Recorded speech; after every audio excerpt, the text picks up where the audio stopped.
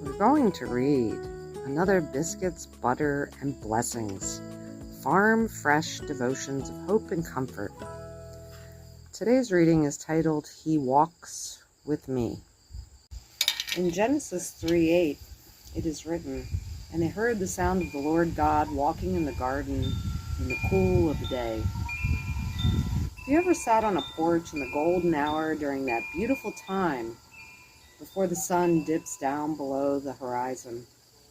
The setting sun washes a golden light over everything and everyone, and there is a hushed stillness, a sacred silence in the atmosphere, as if all of creation were holding its breath. God the Father loved to walk and talk with Adam and Eve in the last hour of the day, when cooling breezes from the east flowed through the Garden of Eden. On one particular evening, however, Adam and Eve were no-shows, so God called out for them. Of course, he knew exactly where they were. They were hiding among the trees in the garden because they knew they had sinned and were afraid. And to be honest, they might have been a little freaked out when they suddenly discovered that they were naked. When we sin against God, that same sort of shame and fear comes over us.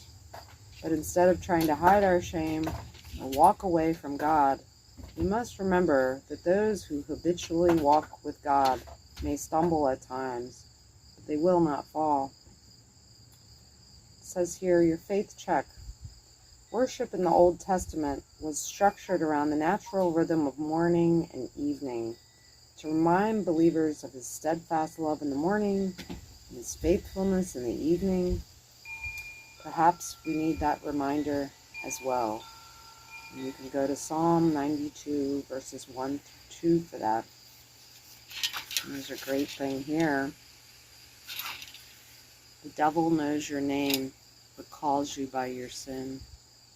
And God knows your sin, but calls you by your name.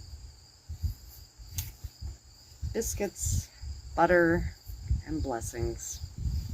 Have a great day. It's getting a little breezy here on this mountaintop.